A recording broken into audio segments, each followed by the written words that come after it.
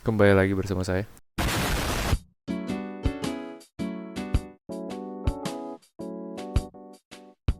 Nah, jadi sekarang aku bakal ngebahas tentang dua hak. Kan waktu itu kita udah ngebahas tentang 5 hak ya. Hak paten, hak cipta, hak terkait, hak merek, hak desain industri. Hari ini aku mau fokus kedua, yaitu hak cipta dan hak paten. Dan pastinya sebenarnya kalian pasti udah tahu apa itu hak paten dan hak cipta. Mungkin lebih kenal hak ciptanya daripada hak paten ya. Tapi maksudnya, ya oke, saya perjelas lagi. Jadi hak cipta itu merupakan sebuah hak eksklusif yang diberi kepada seseorang atau ya artis atas karya yang dia telah buat, maupun itu dalam karya lukisan, karya fotografi, karya koreograf, karya drama, dan karya-karya seni lainnya. Dan hak eksklusif ini juga diberikan kepada ya penciptanya. Dan selain dari hak eksklusif, diberikan juga hak ekonomi, di mana semua bisa dibilang semua penghasilan yang didapatkan dari karya itu wajib diberi ke pemiliknya dari hak ciptanya. Dan ini itu sangat penting karena ini bakal menjadi topik pembahasan ya main topik pembahasan hari ini. Karena aku bakal ngebahas mengenai sebuah kasus yang terkait dengan hak cipta. Dan itu mengenai seorang artis yang pasti kayaknya kalian tuh pernah denger, pasti dari orang tuanya juga. Yaitu Indra Lesmana. Nah, jadi Indra Lesmana ini ya aku yakin kalian pasti udah pernah dengar karena dia tuh emang the jazz singer di Indonesia pada zamannya. Di tahun 1970-an itu dimana dia sudah mulai bisa dibilang naik daun, dan dia berkolaborasi dengan dua label, yaitu label Union Artis dan juga PT Pelangi. Dan kedua label ini sudah bekerja sama bersama Bapak Indra Lesmana ini selama bertahun-tahun. Tetapi ya kan sekarang sudah pensiun, Bapak Indra Lesmana sudah pensiun pada tahun 2020.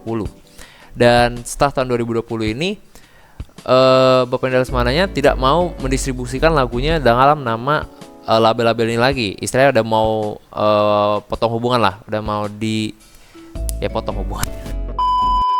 Tapi Union Artis dan PT Pelangi ini, walaupun sudah tidak diberi izin untuk menyebarluaskan lagunya lagi, mereka tetap mendistribusikan lagunya. Dan lebih parahnya lagi, setelah mereka mendistribusikan lagunya, mereka mengambil 100% dari hak ekonominya. Padahal kalau-kalaunya mereka mendapatkan hak, mereka tuh hanya mendapatkan hak terkait sebagai label dari artisnya sendiri. Karena ya pada akhirnya kan yang buat itu artisnya, yang nge-compose lagunya, yang buat liriknya, yang ngebuat aransemennya itu semua dari artis. Dan tentunya dinotis oleh Bapak Indra Lesmana sendiri, dan pada akhirnya hak cipta ini sudah dijadikan sebuah hukum yang official oleh undang-undang dan sudah diterapkan di Undang-Undang Nomor 28 tahun 2004. Dan ini tuh membahas mengenai perlindungan hak cipta dan bagaimana seorang artis itu tentu bakal dapat semua hak yang diberikan kepada terhadap karyanya sendiri.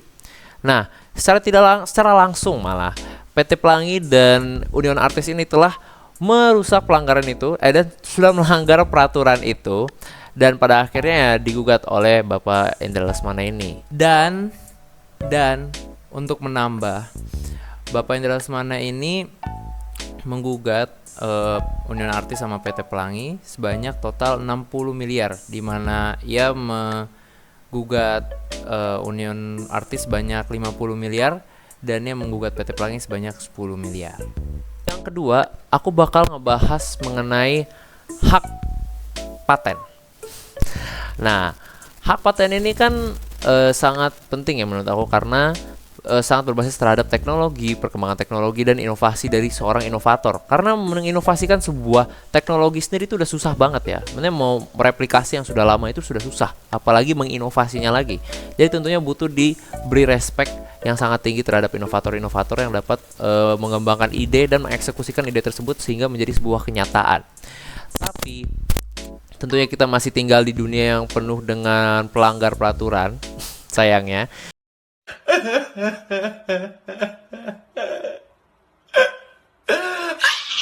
Jadi pada akhirnya aku bakal ngebahas mengenai sebuah perusahaan yang mempunyai hak paten, dan hak paten ini dilanggar oleh seorang kontraktor, sayangnya.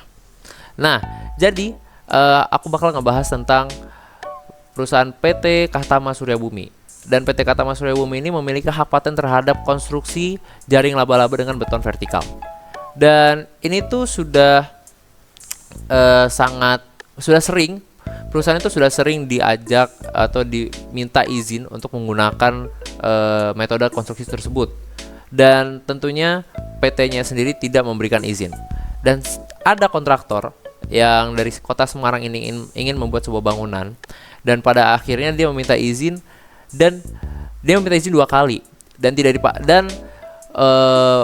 PT-nya itu sudah melanggar kedua-duanya, tidak memberi izin untuk memakai metode konstruksinya.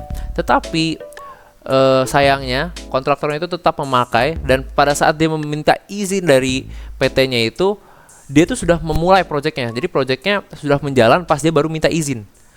Kan sebenarnya itu sudah melanggar ya, karena toh belum izin tapi udah melakukannya. Itu kan ya bisa dibilang sangat salah. Dan oleh karena itu ya PT Katama Surya Buminya ingin menggugat kontraktornya, karena ternyata diduga kalau ternyata kontraktor ini tuh sudah membuat bangunan menggunakan konstruksi ini lebih dari satu lokasi, karena kan ketahuannya di Semarang, tapi ternyata ada lagi di 2 lokasi.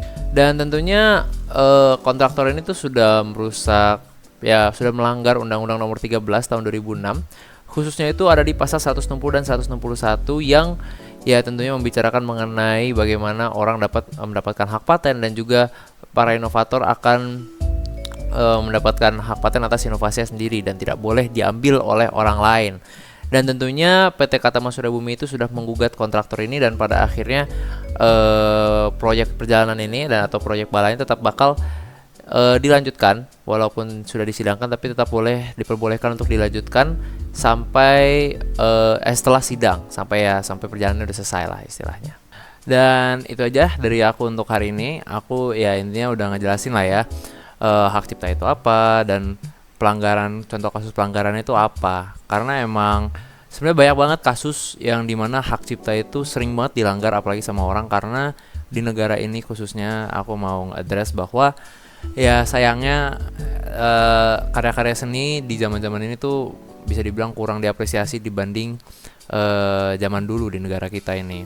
Dan oleh karena itu mereka semua kebanyakan dari karya seni itu ya bisa dianggap remeh kah sama orang, karena ya adanya digitalisasi. Dan untuk hak paten emang lebih sedikit daripada hak cipta, tapi tetap aja karena emang kita negara yang ingin bersifat maju, kita harus tetap berinovasi terhadap semua perkembangan yang ada dan tetap maju dalam teknologi, sehingga kita dapat ya secara peradaban tetap maju sebagai warga negara Indonesia. Tapi sayangnya juga ada beberapa orang yang emang sayangnya tidak memiliki etika terhadap penggunaan atau inovasi, sehingga mereka hanya bisa meng-copy paste dari inovasi orang lain. Dan itu aja penjelasan dari saya hari ini. Aku harap kalian bisa mengerti semuanya. Terutama sih ngerti maksudnya, dan ngerti kenapa emang ini tuh penting banget. Karena ya emang kita ya sebagai anak seni sendiri nih, aku berharap kalau emang pas aku udah di dunia kerja bakal berkurang plagiarisme seperti ini, dan ya dapat lebih kondusif lagi lah industri kesenian. Itu aja dari saya. Terima kasih.